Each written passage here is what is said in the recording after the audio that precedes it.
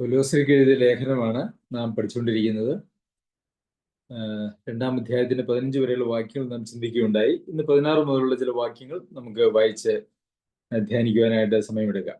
കൊലോസ്യർക്ക് എഴുതിയ ലേഖനം അതിന്റെ 2-ാമത്തെ അധ്യായത്തിന്റെ 16 മുതലുള്ള വാക്യങ്ങൾ. ഇവിടെ നമ്മൾ വായിക്കുന്നത്, അതുകൊണ്ട് ഭക്ഷണപാനങ്ങൾ സംബന്ധിച്ചോ പെരുന്നാൾ, വാവ്, ശബത്ത് എന്നീ കാര്യത്തിലോ ആരും നിങ്ങളെ വിധിക്കരുത്. ഇവ വരുവാനിരുന്നവയുടെ നിഴലത്രേ, ദേഹമെന്നതോ ക്രിസ്തുവിനുള്ളത്. ഇവിടെ നാം വായിക്കുന്നത് പ്രത്യേകിച്ച് യഹൂദ പശ്ചാത്തലത്തിലേക്ക് നിന്ന് വന്നതായിട്ടുള്ള ആളുകൾ അവരുടെ കുറച്ച് ആളുകൾക്ക് ഒരുപക്ഷെ കൊലോസ്യ സഭയിലും ഉണ്ടായിരുന്നിരിക്കാം.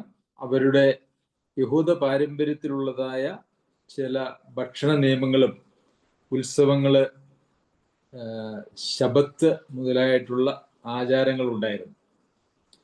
അപ്പോൾ ഈ കാര്യത്തിലൊന്നും ദൈവസഭയെ സംബന്ധിച്ചിടത്തോളം യാതൊരു വക കാര്യവുമില്ല. ഇവ വരുവാനിരുന്നവയുടെ നിഴലത്രേ, ദേഹം എന്നതോ ക്രിസ്തുവിനുള്ളത്. ഈ പെരുന്നാള്, ശബത്ത് മുതലായതെല്ലാം കർത്താവായ യേശു ക്രിസ്തുവിന്റെ വരവോടുകൂടി കർത്താവ് നിവർത്തിച്ചതായിട്ടുള്ള ആ യാഗത്തോടുകൂടി എല്ലാ അത്തരം നിയമങ്ങളും അവിടെ നിന്നുപോയിരിക്കുകയാണ്. അതെല്ലാം ഒരു രീതിയിൽ അല്ലെങ്കിൽ മറ്റു രീതിയിൽ കർത്താവിൻ്റെ യാഗത്തെ ഒക്കെയും ഓർമ്മിപ്പിക്കുന്നത് അല്ലെങ്കിൽ അതിൻ്റെ നിഴലായിട്ട് ഉണ്ടായിരുന്ന കാര്യങ്ങളാണ്. ക്രിസ്തീയ ജീവിതത്തിൽ ഇങ്ങനെ പുറമേ ഉള്ളതായ നിയമങ്ങളാൽ നിയന്ത്രിക്കപ്പെടുന്ന ഒരു ജീവിതമല്ല ക്രിസ്തീയ ജീവിതം എന്നുള്ളത് ആണ് ഇവിടെ പൗലോസ് അപ്പോസ്തലൻ പറയുവാനായിട്ട് ആഗ്രഹിക്കുന്നത്. ഭക്ഷണമോ അല്ലെങ്കിൽ വെള്ളം കുടിക്കുന്നതിനെ സംബന്ധിച്ചോ ഉത്സവങ്ങള്, ശാബത്ത്, ഇതൊക്കെ നിഴലുകളായിട്ടുള്ള കാര്യങ്ങളായിരുന്നു. അതിൻ്റെ എല്ലാം നിവൃത്തി, ന്യായപ്രമാണത്തിന്റെ നിവൃത്തി നമുക്ക് കർത്താവായ യേശു ക്രിസ്തുവിലാണ് ഉള്ളത്. അതുകൊണ്ട് അതിൻ്റെ ഒന്നും ഒരാവശ്യവുമില്ല. ദൈവം തന്നെ കൽപ്പിച്ചതായിരുന്നു യഹൂദന്മാർക്ക് ഈ കാര്യങ്ങളെല്ലാം. എന്നാൽ ക്രിസ്തീയ ജീവിതം എന്ന് പറയുന്നത് പുതിയ ഉടമ്പടി, അതായത് കർത്താവായ യേശു ക്രിസ്തു തൻ്റെ രക്തത്താൽ നമുക്ക് നൽകിയിരിക്കുന്നതായിട്ടുള്ള ആ ഒരു ഉടമ്പടി, പുതിയ ഉടമ്പടിയിൽ ഈ പറഞ്ഞ കാര്യങ്ങൾക്കൊന്നും ഒരു പ്രസക്തിയുമില്ല. ഇതിനകത്തുനിന്നൊരു പ്രമാണം പഠിക്കുവാനായിട്ട് കഴിയുന്നത്, പുറമേ ഉള്ളതായ ആചാര അനുഷ്ഠാനങ്ങൾ അതിൽ തന്നെ പ്രസാദിക്കുന്ന ഒരു ദൈവമല്ല നമ്മുടെ ദൈവം. ദൈവം നമ്മുടെ ഉള്ളിലേക്ക്, നമ്മുടെ ഹൃദയത്തിന്റെ അവസ്ഥയാണ് നോക്കുന്നത് എന്നുള്ളത് ഒരു യാഥാർത്ഥ്യമാണ്. പുറമേ ഉള്ള, ഇപ്പോൾ ഒരു ഉദാഹരണം പറഞ്ഞാല്, എല്ലാ ദിവസവും രാവിലെ എഴുന്നേറ്റ് ബൈബിള് വായിക്കുന്നു, പ്രാർത്ഥിക്കുന്നു. അതുപോലെ തന്നെ കിടക്കാൻ പോകുന്നതിന് മുമ്പ് ബൈബിള് വായിക്കുന്നു, പ്രാർത്ഥിക്കുന്നു.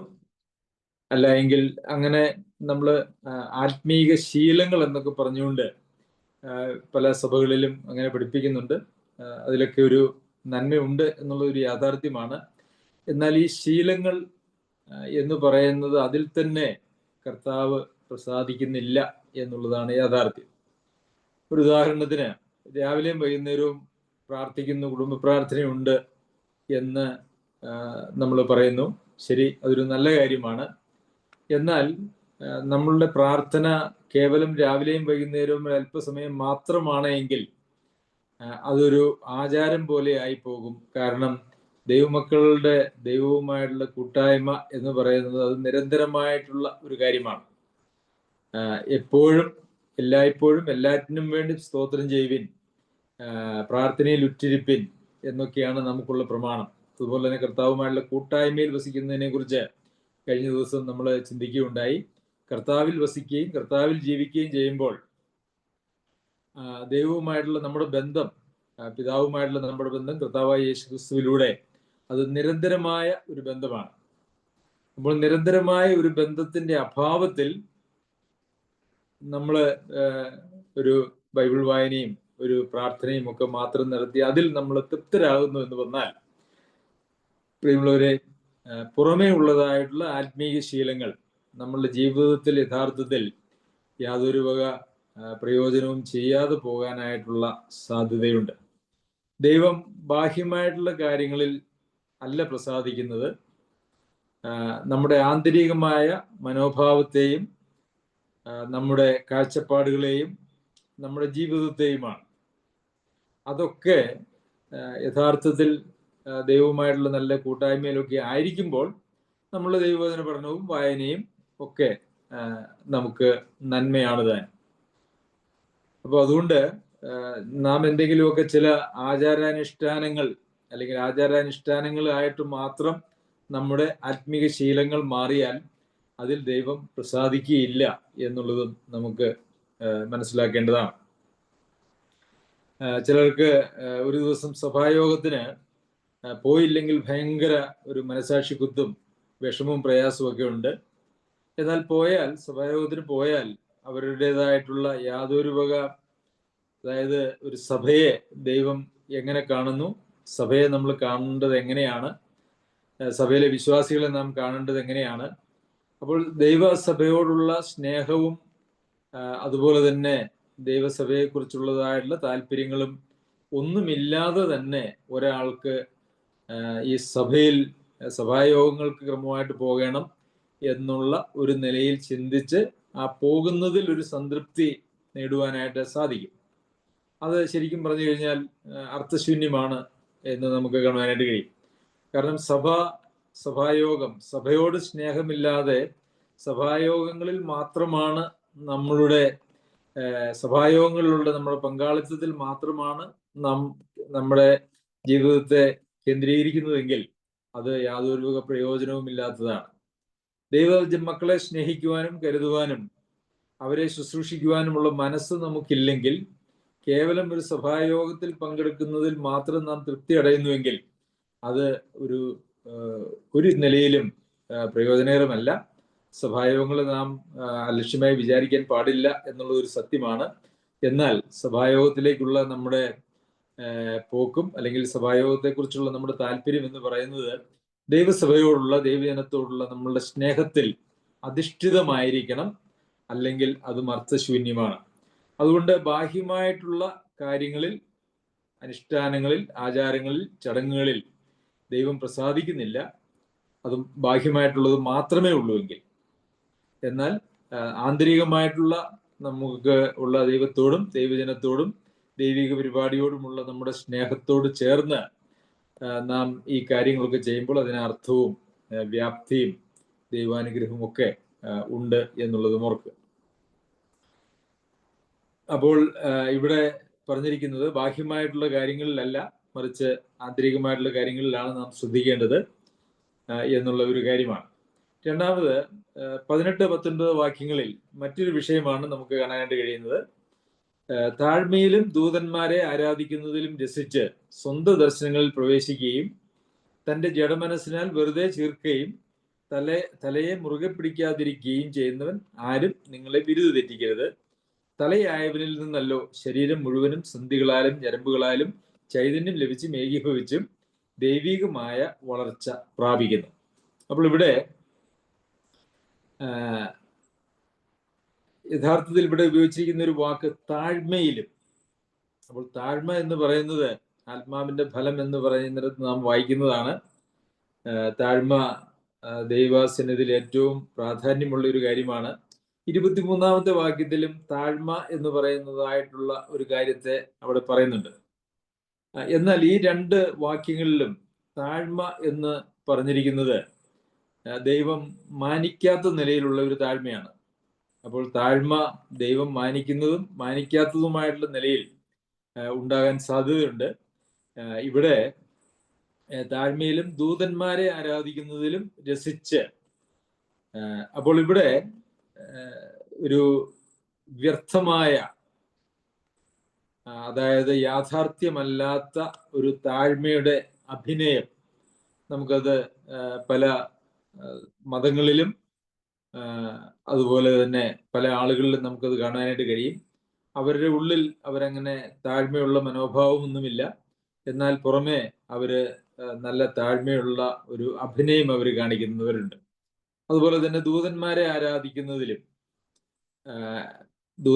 ആരാധിക്കുന്നതായിട്ടുള്ള ഒരു പ്രവണത ആ നാളുകളിൽ, ആ കാലങ്ങളിൽ ഉണ്ടായിരുന്നു എന്നുള്ളത് അതിനെക്കുറിച്ചുള്ള ചരിത്രത്തിൽ നമുക്ക് കാണുവാനായിട്ട് സാധിക്കും. ദൂതന്മാരെ ആരാധിക്കുക എന്ന് പറയുമ്പോൾ അത് പല ജാതീയ ഇതിലും ഉണ്ടായിരുന്നു. അതുപോലെ തന്നെ യഹൂദന്മാരുടെ തന്നെ ചില ആളുകളിൽ അങ്ങനെ ഉണ്ടായിരുന്നു എന്ന് ഞാൻ ഇവിടെ കേട്ടിട്ടുണ്ട്. എനിക്ക് അതിനെക്കുറിച്ച് കൃത്യമായിട്ട് അറിവില്ല. എങ്കിലും അങ്ങനെ ആരാധിക്കുന്നതിലും പിന്നെ രസിച്ച് സ്വന്തം ദർശനങ്ങളിൽ പ്രവേശിക്കുക, ഇത് അന്നും ഇന്നും വളരെ വ്യാപകമായിട്ട് ഉള്ള ഒരു കാര്യമാണ്.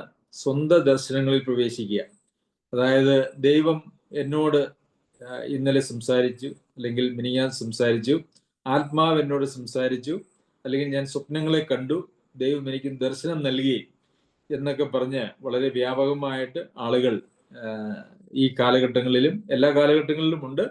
അതിപ്പോഴും ഉണ്ട് എന്നുള്ളതൊരു യാഥാർത്ഥ്യമാണ്. അപ്പോൾ ഈ സ്വന്തം ദർശനങ്ങളിൽ പ്രവേശിക്കുക, പലപ്പോഴും അവരെ പറയുന്നതായിട്ടുള്ള ദർശനങ്ങൾ എന്ന് പറയുന്നത് മറ്റാർക്കും അത് അറിയില്ല എന്നുള്ളത് കൊണ്ട്, ഞാൻ ദർശിച്ചു എന്നോ ഞാൻ സ്വപ്നം കണ്ടു എന്നോ ദൈവം എന്നോട് സംസാരിച്ചു എന്നോ ആത്മാവ് സംസാരിച്ചു എന്നൊക്കെ പറയുമ്പോൾ അത് യഥാർത്ഥത്തിൽ നമുക്ക് ചെക്ക് ചെയ്യാനായിട്ടുള്ള യാതൊരു മാർഗവുമില്ല. കാരണം അദ്ദേഹം തന്നെ പറയുന്നു, ആത്മാവ് എന്നോട് ഇങ്ങനെ സംസാരിച്ചു എന്ന് പറയുന്നു. എന്നാൽ പലപ്പോഴും നാം ശ്രദ്ധിച്ചാൽ അങ്ങനെ സംസാരിച്ചു എന്ന് പറഞ്ഞുകൊണ്ട് അവര് പറയുന്നതായിട്ടുള്ള മിക്കവാറും എല്ലാ കാര്യങ്ങളും ദൈവവചനത്തോട് ചേരുന്ന നിലയിലുള്ള കാര്യങ്ങളല്ല. അത് ദൈവവചന വിരുദ്ധമായിട്ടുള്ള ധാരാളം കാര്യങ്ങൾ അവര് പറയുന്നത് നമുക്ക് കാണാനായിട്ട് കഴിയും. എന്നാൽ ആത്മാവ് അങ്ങനെ ഒരു ദർശനമോ അല്ലെങ്കിൽ ഒരു കാര്യമോ എഴുതപ്പെട്ടതായ പരിശുദ്ധാത്മാവിനാൽ നിവേശിതമായ ദൈവവചനത്തിന് വിരുദ്ധമായിട്ട് കൊടുക്കുന്നു എന്ന് പറഞ്ഞാൽ അതൊരിക്കലും നമുക്ക് വിശ്വസിക്കാനായിട്ട് കഴിയുകയില്ല. അത് തികച്ചും വ്യാജമായിട്ടുള്ളൊരു കാര്യമാണ്. അത് സ്വന്തം ദർശനങ്ങളിൽ പ്രവേശിക്കുക എന്നാണ് അതിനെക്കുറിച്ച് നമുക്ക് ചിന്തിക്കുവാനായിട്ട് കഴിയുള്ളൂ. അപ്പോൾ അവര് സ്വന്തമായ ചില ചിന്താഗതികളും കാഴ്ചപ്പാടുകളും സഭയിൽ കൊണ്ടുവന്നിട്ട് അതിനാൽ സഭയിൽ അവര് ഒരുപക്ഷെ ആളാകാനായിട്ടോ അതല്ലെങ്കിൽ സഭയെ നിയന്ത്രിക്കുവാനായിട്ടോ സഭയിലെ വിശ്വാസികളെ സ്വാധീനിക്കുവാനായിട്ടോ ഒക്കെ അവര് ശ്രമിക്കും. അതിനാൽ ഒരുപക്ഷെ പലരും വശീകരിക്കപ്പെട്ടു പോകാനായിട്ടും ഉള്ള സാധ്യതയുണ്ട്. ഈ ദൂതന്മാരെ ആരാധിക്കുക എന്ന് പറയുന്നത് മാലാഖമാരെ എന്നുള്ള നിലയിലും, എന്നാൽ മറ്റൊരു രീതി നമ്മൾ കാണാനായിട്ട് കഴിയുന്നത് മനുഷ്യരെ ആരാധിക്കുന്ന എന്ന് പറഞ്ഞാൽ അവരെ ദൈവമായിട്ട് ആരാധിക്കുന്നു എന്നുള്ള നിലയിലല്ല, മറിച്ച് അവർക്ക് ദൈവവചനത്തിൽ കൊടുത്തിരിക്കുന്നതിനപ്പുറം ദൈവത്തിന്റെ സ്ഥാനത്ത് അങ്ങനെയുള്ള നേതാക്കന്മാരെ കാണുന്നതും അവരെ ദൈവത്തിന് തുല്യമായി ആരാധനാ മനോഭാവത്തോടെ കാണുന്നതും അതും ശരിയായിട്ടുള്ള ഒരു കാര്യമല്ല. അത് മനുഷ്യരെ ആരാധിക്കുന്ന ഒരു തലത്തിലേക്ക്, അന്ധമായി മനുഷ്യനെ വിശ്വസിക്കുന്ന ഒരു തലത്തിലേക്ക് പല സഭകളിലും പല ആളുകളും അവരുടെ ഒരുപക്ഷെ മുകളിലുള്ളതായിട്ടുള്ള പല ആളുകളെ കുറിച്ചും അങ്ങനെ ഒരു കാര്യമുണ്ട് എന്നുള്ളത് നമുക്കറിയാമല്ലോ. അപ്പോൾ ദൈവത്തിന് കൊടുക്കേണ്ടതായിട്ടുള്ള ബഹുമാനവും ആരാധനയും അത് ദൂതന്മാർക്കെന്നല്ല യാതൊരു വക മനുഷ്യർക്കും അത് കൊടുക്കുവാനായിട്ട് പാടുള്ളതല്ല എന്നുള്ളതും നാം മനസ്സിലാക്കണം. പിന്നെ ജഡമനസ്സ് എന്ന് പറഞ്ഞാൽ, ജഡം എന്ന് പറഞ്ഞാൽ നമ്മുടെ പഴയ പാപ സ്വഭാവത്തെ കുറിച്ചാണ്. ദൈവത്തിന്റെ ഒരു സ്വഭാവത്തോട് എതിർത്ത് നിൽക്കുന്ന സ്വയകേന്ദ്രീകൃതമായ ആ പഴയ പാപ സ്വഭാവം, അതാണ് ജഡം എന്ന് പറയുന്നത്. ജഡമനസ്സ് എന്ന് പറയുമ്പോൾ ആ സ്വയത്തെ കേന്ദ്രമാക്കി ദൈവത്തെ അവഗണിച്ച് സ്വന്തം ഇഷ്ടമനുസരിച്ച് ചിന്തിക്കുന്നതായിട്ടുള്ള ഒരു മനസ്സ്. ഇത് ഇന്ന് പലപ്പോഴും വിശ്വാസികൾ എന്ന് പറയുന്നവരായിട്ടുള്ള ആളുകളുടെ ഇടയ്ക്ക് വളരെ വ്യാപകമായിട്ട് ഉണ്ട് എന്നുള്ളത് നമുക്കറിയാം. അവര് ദൈവവചനത്തിൽ എന്ത് പറഞ്ഞിരിക്കുന്നു എന്നുള്ളതിനല്ല, അവരവർ ആലോചിച്ച് അവരുടെ ജഡത്തിൽ, അവരുടെ പാപ സ്വഭാവത്തിൽ, അവരുടെ സ്വയകേന്ദ്രീകൃതമായി അവര് ചിന്തിച്ച് പല അഭിപ്രായങ്ങൾ പറയുകയും പല കാര്യങ്ങൾ അങ്ങനെ നടത്തുവാനായിട്ട് ശ്രമിക്കുകയും ചെയ്യുന്ന ഒരു രീതി. അങ്ങനെ ചീർക്കുന്നു എന്ന് പറയുമ്പോൾ തർക്കിക്കുക, മത്സരിക്കുക, പ്രതിരോധിക്കുക, വിരോധിക്കുക, ഇതൊക്കെയാണ് ഈ ചീർക്കുന്നതിന്റെ പ്രത്യേകത എന്ന് പറയുന്നത്. അവരെ വിട്ടുകൊടുക്കുകയില്ല, ആർക്കും വിട്ടുകൊടുക്കുകയില്ല. അവരവരെ തന്നെ മറ്റുള്ളവരുടെ മുമ്പാകെ ഉയർത്തുന്നതായിട്ടുള്ള ഒരു മനസ്സ്. അതായത് ഈ പഴയ നമ്മുടെ പാപ സ്വഭാവം, അത് ദൈവത്തോടുള്ള മത്സരത്തിൽ ദൈവത്തിന്റെ ഇഷ്ടം അനുസരിക്കാതെ സ്വന്തം ഇഷ്ടം അനുസരിച്ചുകൊണ്ട് മത്സരബുദ്ധിയോടുകൂടി പെരുമാറുന്നതായിട്ടുള്ള ധാരാളം ആളുകൾ ഇന്ന് അനേക സഭകളിലുമുണ്ട് എന്നുള്ളത് നമുക്ക് കാണുവാനായിട്ട് കഴിയും. ഇവിടെ പറഞ്ഞിരിക്കുന്നത് ഇങ്ങനെ വ്യർത്ഥമായ ഒരു താഴ്മ ദൈവത്തിന് കൊടുക്കേണ്ടുന്നതായിട്ടുള്ള ആരാധന ദൂതന്മാർക്കോ അതല്ല എങ്കിൽ മറ്റ് മനുഷ്യർക്കോ കൊടുക്കുക, പിന്നെ അവരുടേതായിട്ടുള്ള ചില ദർശനങ്ങളോ ഒക്കെ പ്രവേശിക്കുക, അതിനുശേഷം അവര് സഭയിൽ നടപ്പാക്കുവാനായിട്ട് ശ്രമിക്കുക. ഇത്രയും കാര്യങ്ങളാണ് യഥാർത്ഥത്തിൽ ഇങ്ങനെ ഒരു വ്യാജമായിട്ടുള്ള താഴ്മയും അതുപോലെ തന്നെ ഈ നിലയിൽ സ്വന്തം ദർശനങ്ങൾ പ്രവേശിക്കുന്നതായിട്ടുള്ള ആളുകളും കൊണ്ടുവരുന്നതായിട്ടുള്ള കാര്യം. ഇത് ഒരളവിൽ അല്ലെങ്കിൽ മറ്റൊരളവിൽ പ്രത്യേകിച്ച് ഈ പഴയ മനുഷ്യന്റെ ഈ സ്വഭാവം പ്രകടിപ്പിക്കുന്ന ആളുകൾ സഭയിൽ ധാരാളമുണ്ട്. പലപ്പോഴും അവരാണ് സഭയിലെ വഴക്കാളികൾ. അവര് സ്വയകേന്ദ്രീകൃതമാണ് അവരുടെ ജീവിതം. അവരുടെ ഇഷ്ടം അവർ ചിന്തിക്കുന്നത് പോലെ അവരുടെ മനസ്സിന്റെ താല്പര്യം എന്നുള്ളതാണ് അവരെ സംബന്ധിച്ചിടത്തോളം പ്രാധാന്യം. ദൈവവചനത്തിലെ പ്രമാണങ്ങളല്ല, അവര് തന്നെ ഒരുപക്ഷെ ആത്മീയതയുടെ മാനദണ്ഡമായി ചിന്തിക്കുന്നതായിട്ടുള്ള കാര്യങ്ങൾ അത് സഭയിൽ വേണമെന്ന് അവകാശപ്പെടുകയും അതിനുവേണ്ടി മത്സരിക്കുകയും ചെയ്യുന്നതായിട്ടുള്ള ആളുകൾ നമുക്ക് ഉണ്ട്. അപ്പോൾ ഞാനായിരുന്ന സഭയിൽ ഈ സ്തോത്രകാഴ്ച എടുക്കുന്നതിനെ സംബന്ധിച്ച് ഒരു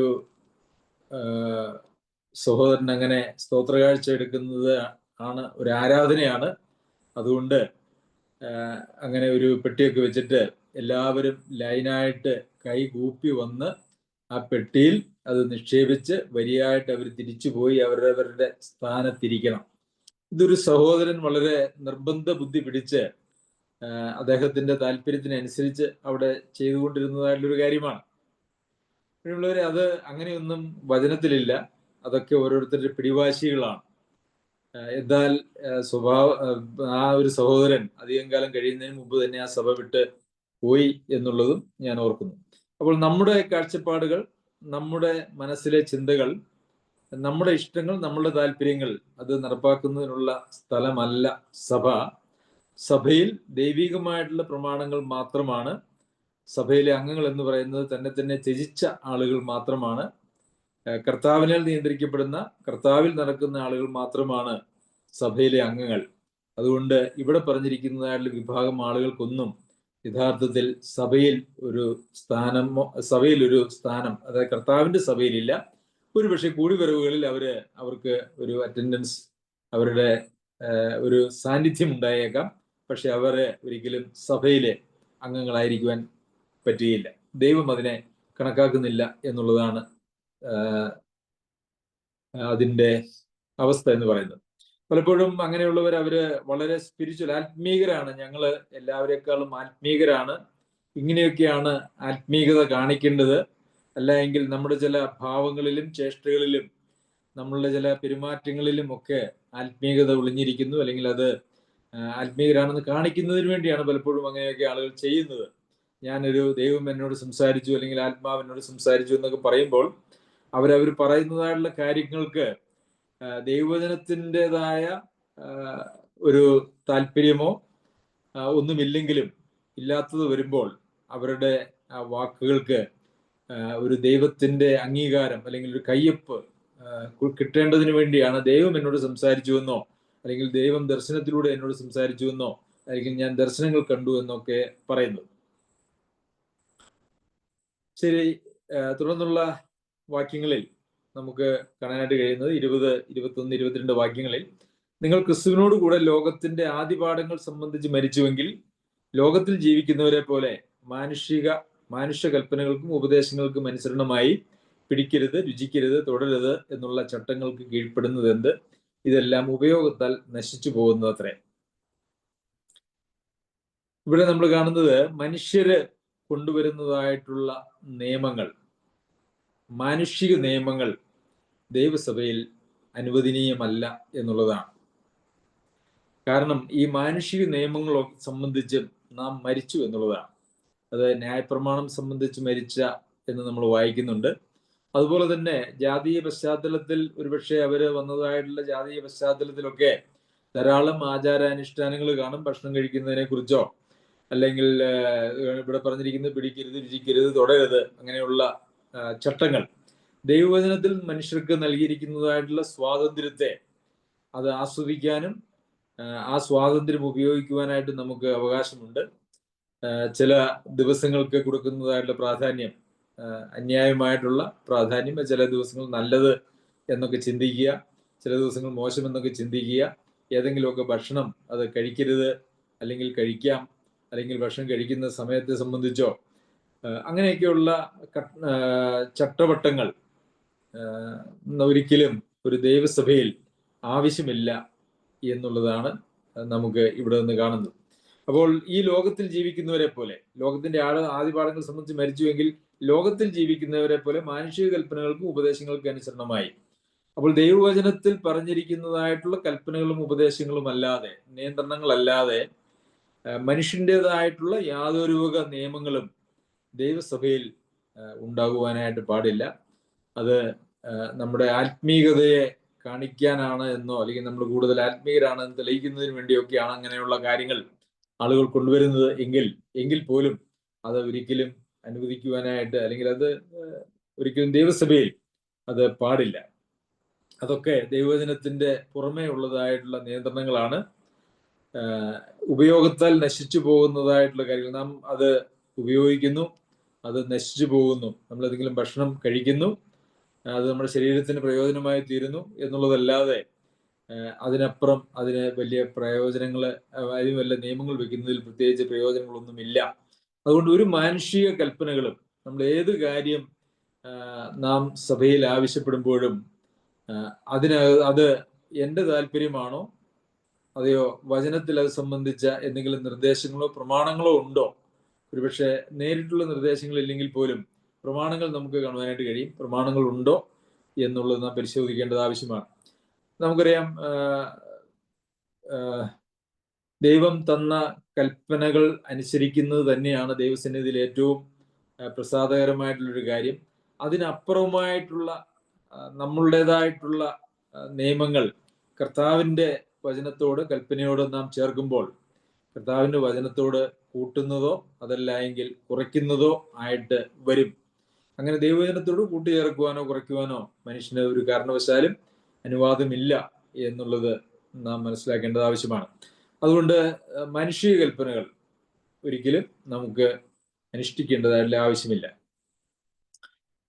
23-ാമത്തെ വാക്യത്തിൽ അതൊക്കെയും, ഈ മാനുഷിക കൽപ്പനകളെ കുറിച്ചാണ് പറയുന്നത്, അതൊക്കെയും സ്വേച്ഛ ആരാധനയിലും താഴ്മയിലും ശരീരത്തിന്റെ ഉപേക്ഷയിലും രസിക്കുന്നവർക്ക് ജ്ഞാനത്തിന്റെ പേര് മാത്രമുള്ളത്, ജഡാഭിലാഷം അടക്കുവാനോ പ്രയോജനമുള്ളതല്ല.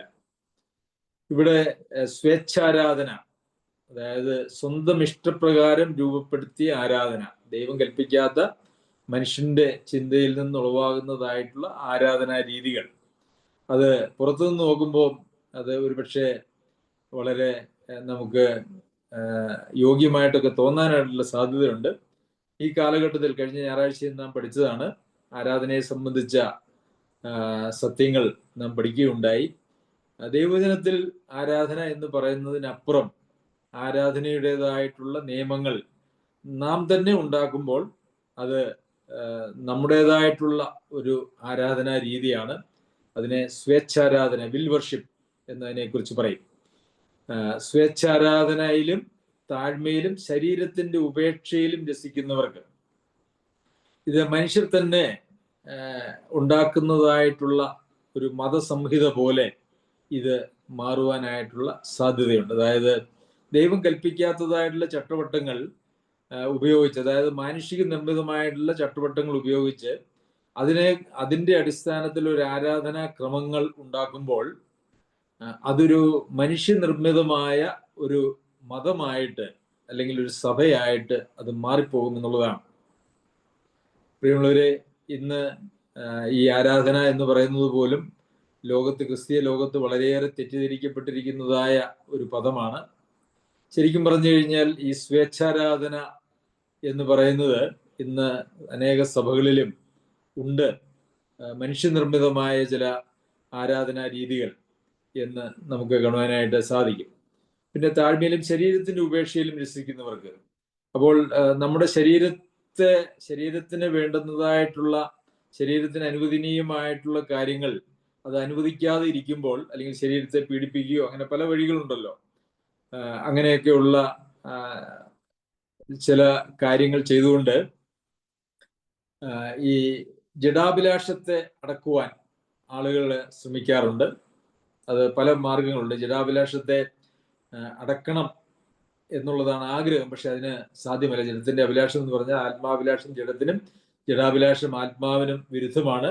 ഇപ്പൊ ജഡാഭിലാഷം അടക്കുവാനായിട്ട് യഥാർത്ഥത്തിൽ എന്താണ് വേണ്ടതെന്ന് ചോദിച്ചു കഴിഞ്ഞാൽ ആത്മാവിന്റെ കൃപയാണ് വേണ്ടത്. ആത്മാവിനാൽ ശരീരത്തിന്റെ പ്രവൃത്തികളെ മരിപ്പിക്കുക എന്നുള്ളതാണ് പ്രമാണം.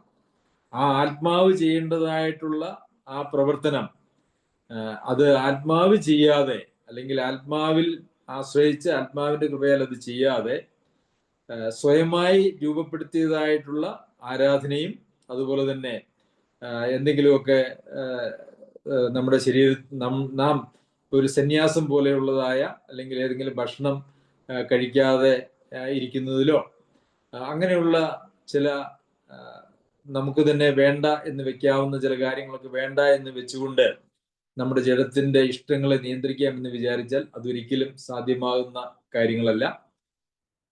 അത് നാം തന്നെ ഒരു മതം അല്ലെങ്കിൽ ഒരു വിശ്വാസം ഉണ്ടാക്കിയെടുക്കുന്നതാണ്. നാം തന്നെ ഒരു ആരാധന രൂപപ്പെടുത്തുന്നതാണ്. അപ്പോൾ അതുകൊണ്ട് അതൊന്നും ക്രിസ്തീയ ജീവിതത്തിൽ നമുക്ക് ഉപയോഗിക്കാനായിട്ട് കഴിയുന്നതായിട്ടുള്ള കാര്യമല്ല. അപ്പോൾ ഇവിടെ എല്ലാം പൗലോസ് അപ്പോസ്തലൻ പറഞ്ഞിരിക്കുന്നത് കർത്താവിലാണ് നമ്മളുടെ സമ്പൂർണത എന്ന് പറയുന്നത്. 10ാമത്തെ വാക്യത്തിൽ നാം വായിച്ചു, എല്ലാ വാഴ്ചയ്ക്കും അധികാരത്തിനും തലയായ അവനിൽ നിങ്ങൾ പരിപൂർണരായിരിക്കുന്നു. കർത്താവിൽ നാം ആയിരിക്കുകയും കർത്താവിൽ വസിച്ചുകൊണ്ട് കർത്താവിന്റെ ഇഷ്ടം ചെയ്യുകയും ചെയ്യുക എന്നുള്ളതിനപ്പുറം പിന്നെ മനുഷ്യനിർമ്മിതമായിട്ടുള്ള കൽപ്പനകളും ആചാരാനുഷ്ഠാനങ്ങളും ആരാധനാ രീതികളും താഴ്മയും, അല്ലെങ്കിൽ ഭക്ഷണത്തിന്റെ ഉപേക്ഷയോ, അല്ല എങ്കിൽ ഏതെങ്കിലും വാവോ പെരുന്നാളോ ശബത്തോ അങ്ങനെയുള്ളതായ ആചാരങ്ങൾ, ഇതൊന്നും മനുഷ്യന് ആവശ്യമില്ല. ക്രിസ്തുവിൽ നമുക്ക് ഒരു വലിയ സ്വാതന്ത്ര്യമുണ്ട്. ആ സ്വാതന്ത്ര്യം അനുഭവിച്ച് കർത്താവിന്റെ ആത്മാവിനാൽ നിയന്ത്രിക്കപ്പെടുന്നതായിട്ടുള്ള ആളുകളായി നാം ജീവിക്കുക എന്നുള്ളതാണ് ദൈവം നമ്മെക്കുറിച്ച് ആഗ്രഹിക്കുന്നത്. പ്രിയമുള്ളവരെ, പല പല പശ്ചാത്തലങ്ങളിൽ നിന്ന് വന്നതായിട്ടുള്ള ആളുകൾക്ക് അവരവരുടെ പശ്ചാത്തലത്തിൽ ഉണ്ടായിരുന്നതായിട്ടുള്ള ചില കാഴ്ചപ്പാടുകളും ആചാരാനുഷ്ഠാനങ്ങളും രീതികളും സ്വഭാവങ്ങളും ചില ഇഷ്ടാനിഷ്ടങ്ങളും ഒക്കെ ഉണ്ടാകാനായിട്ടുള്ള സാധ്യതയുണ്ട്. നാം തന്നെ ഒരുപക്ഷെ നമ്മുടെ മനസ്സിൽ ചിന്തിച്ച് രൂപപ്പെടുത്തുന്നതായിട്ടുള്ള ചില കാഴ്ചപ്പാടുകളുണ്ട്. ഇതിനൊന്നും ക്രിസ്തീയതയിൽ യാതൊരു വക സ്ഥാനവുമില്ല എന്നുള്ളതാണ്. ക്രിസ്തീയത എന്ന് പറഞ്ഞാൽ കർത്താവിൽ ഇരിക്കുക, നമ്മളെ കർത്താവിൽ നിൽക്കുക, കർത്താവിൽ നടക്കുക, കർത്താവിൽ ഇരിക്കുക. അങ്ങനെ നമ്മുടെ ഈ ലോകത്തിലെ ആയുസ് കഴിയുമ്പോൾ നാം കർത്താവിൽ മരിക്കുകയും കർത്താവിൽ മരിച്ച ആൾക്ക് പിന്നെ നിത്യതയിൽ കർത്താവിനോട് കൂടെ ആയിരിക്കുകയും ചെയ്യാം. ഈ വേദഭാഗത്ത് നാം കണ്ടതായിട്ടുള്ള കാര്യം അതാണ്. ദൈവവചനത്തോട് ഒന്നും കൂട്ടിച്ചേർക്കുവാനായിട്ട് ഒരു പാരമ്പര്യങ്ങളും സ്വാർത്ഥമായിട്ടുള്ള ഒരു താല്പര്യങ്ങളും ഒരു പാരമ്പര്യങ്ങളും ഒരു ആചാരാനുഷ്ഠാനങ്ങളും, അത് ഭക്ഷണത്തെ സംബന്ധിച്ചാണെങ്കിലും ഉത്സവങ്ങളെ സംബന്ധിച്ചാണെങ്കിലും ഒന്നും നമുക്ക് കൊണ്ടുവരാനായിട്ട് കഴിയുകയില്ല. വചനത്തിൽ പറഞ്ഞതിനപ്പുറം ഉള്ള ഒരു ഭക്തിക്ക് വേണ്ടിയിട്ട് നമുക്ക് ഒന്നും അതിനോട് ചേർക്കുവാനായിട്ട് നമുക്ക് കഴിയുകയില്ല. അതൊക്കെ നമ്മുടെ സ്വാതന്ത്ര്യത്തെ കെടുത്തി കളയുന്നതായിട്ടുള്ള കാര്യങ്ങളാണ്. പ്രിയമുള്ളവരെ, ക്രിസ്തുവിൽ നമുക്കുള്ള സ്വാതന്ത്ര്യം അത് നാം ശരിക്കും പറഞ്ഞാൽ ആസ്വദിക്കേണ്ടതാണ്. അതിനപ്പുറം കൂടുതൽ ചങ്ങലകളാൽ കെട്ടപ്പെട്ടവരായി അങ്ങനെയൊക്കെ വരുമ്പോൾ എന്താ, നമ്മൾ യഥാർത്ഥത്തിൽ എന്താ സംഭവിക്കുന്നതെന്ന് ചോദിച്ചു കഴിഞ്ഞാൽ, നമ്മളുടെ ക്രിസ്തീയ ജീവിതം ചില ആചാരാനുഷ്ഠാനങ്ങളാൽ നിയന്ത്രിക്കപ്പെടുന്ന ഒരു ജീവിതമായിട്ട് മാറും. അപ്പോൾ ആ ആചാരാനുഷ്ഠാനങ്ങളിൽ നമുക്കുള്ള തൃപ്തിയാണ് നമ്മുടെ ക്രിസ്തീയ ജീവിതത്തിന്റെ തൃപ്തിയായിട്ട് മാറുക. അതായത് ഒരു ഉദാഹരണം പറഞ്ഞാൽ, നമുക്കൊക്കെ വന്നു വരാവുന്നതായിട്ടുള്ള ഒരു അപകടം എന്ന് പറയുന്നത്, രാവിലെയും നേരത്തെ ഞാൻ സൂചിപ്പിച്ചതുപോലെ രാവിലെയും വൈകുന്നേരം എഴുന്നേറ്റ് ബൈബിളൊക്കെ വായിച്ചു, പ്രാർത്ഥിച്ചു, കിടന്നു, സഭായോഗങ്ങൾക്കൊക്കെ പോയി, അതിൽ നമ്മൾ അത്രയും നമ്മുടെ ഒരു ശീലമാക്കി മാറ്റി അത് നാം ചെയ്യുന്നുവെങ്കിൽ നമുക്ക് തൃപ്തരാണ്. അതില്ല എങ്കിൽ നമുക്ക് അസംതൃപ്തരുണ്ട്. എന്നാൽ ഇതുകൊണ്ടൊക്കെ എന്താണ് ഉദ്ദേശിച്ചിരിക്കുന്നത് എന്ന് ചോദിച്ചാൽ, അതിന്റെ ഉദ്ദേശം സാക്ഷാത്കരിക്കപ്പെടുന്നില്ല എങ്കിൽ ആ സംതൃപ്തിക്ക് യാതൊരു വക സ്ഥാനവുമില്ല, പ്രയോജനവുമില്ല. ദൈവവചനം നാം വായിക്കുന്നത് ദൈവത്തിന്റെ സ്വരം കേൾക്കുന്നതിനും അത് നമ്മളുടെ ജീവിതത്തിൽ അനുവർത്തിക്കുന്നതിനുമാണ്. പ്രാർത്ഥന എന്ന് പറയുന്നത് ദൈവവുമായിട്ടുള്ള ഒരു സംസാരമാണ്. ദൈവത്തെ മഹത്വപ്പെടുത്തുന്നതിനൊക്കെയുള്ള മഹത്വപ്പെടുത്തുന്നതിനും അതുപോലെ തന്നെ നമ്മുടെ ആത്മീയവും ഭൗതികവുമായിട്ടുള്ള ആവശ്യങ്ങൾ ദൈവസന്നിധിയിൽ വിൽക്കുന്നതിനുമാണ്. അതും നമ്മൾ പ്രാർത്ഥനയെക്കുറിച്ചൊക്കെ നമ്മൾ പഠിക്കുകയുണ്ടായി. സ്തുതി സ്തോത്രങ്ങൾ എന്ന് പറയുന്നത് അതിനെക്കുറിച്ച് നമ്മൾ പഠിക്കുകയുണ്ടായി. സ്തുതിയും സ്തോത്രവും പ്രാർത്ഥനയും ഒക്കെ എന്താണ്, എങ്ങനെയാണ് എന്നുള്ളതൊക്കെ നാം ചിന്തിച്ചിട്ടുണ്ട്. അത് നന്ദിയുള്ള ഒരു ഹൃദയം നമുക്ക് ദൈവസന്നിധിയിൽ എല്ലായ്പ്പോഴും ഉണ്ടായിരിക്കേണ്ടതാണ്. പ്രാർത്ഥനയുടെ ഒരു മനോഭാവം ഉണ്ടായിരിക്കേണ്ടതാണ്. അത് രണ്ടുമില്ലാതെ നാം ചില സമയം എഴുന്നേറ്റ് പ്രാർത്ഥിച്ചു, നാം അതിൽ തൃപ്തി അടഞ്ഞു എന്നുള്ളത് ശരിയല്ല. സഭായോഗങ്ങളിൽ നാം വരുമ്പോൾ അത് അന്യോന്യം പ്രബോധിപ്പിക്കുന്നതിനും ദൈവമക്കൾ തമ്മിലുള്ള സ്നേഹവും എല്ലാം അത് അന്യോന്യം പങ്കിടുന്നതിനും അതുപോലെ തന്നെ സ്നേഹത്തിനും സൽപ്രവൃത്തികൾക്കും ഉത്സാഹം വർദ്ധിപ്പിക്കുന്നതിനും കൂട്ടായ്മയ്ക്കും ഒക്കെയാണ്.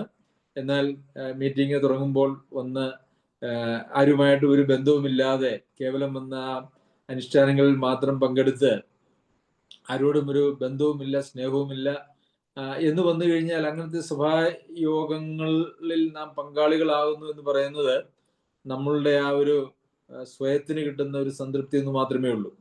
ദൈവജനത്തോടുള്ള നമ്മളുടെ ഉത്തരവാദിത്തങ്ങളും സ്നേഹവും ഒക്കെ പ്രകടിപ്പിക്കുന്നതിന് ഉള്ള അന്യോന്യം പ്രബോധിപ്പിക്കുന്നതിനും അങ്ങനെ ഒരാഴ്ച യഥാർത്ഥ ആത്മീയ ആരാധന നമ്മുടെ ജീവിതത്തിൽ ഉണ്ടാകുന്നതിനും ഒക്കെ വേണ്ടുന്നതായിട്ടുള്ള പ്രബോധനവും ഒക്കെ നമുക്ക് ലഭിക്കണമെന്നുള്ള ഉദ്ദേശത്തോടു കൂടി നാം സഭായോഗങ്ങളിൽ പങ്കെടുക്കുമ്പോൾ അത് നന്മയാണ്.